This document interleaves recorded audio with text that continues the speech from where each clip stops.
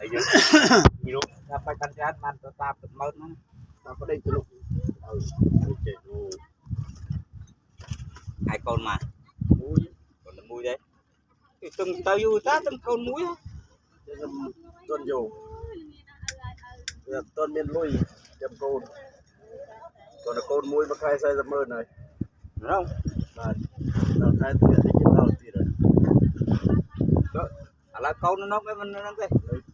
tiếc là tiếc làm côn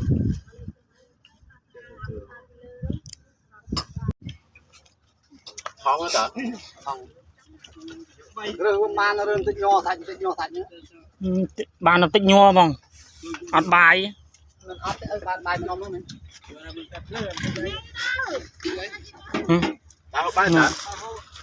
chuồn mà sẽ bao mình tăng si phong lại về to lại bây giờ mà thử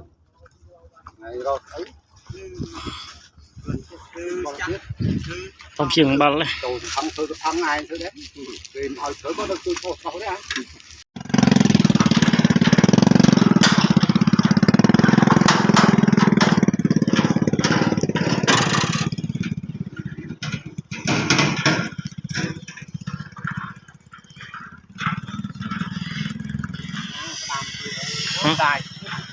tại gì cho cái chảo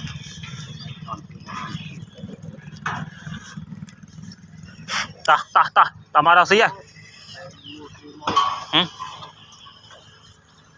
nhà máu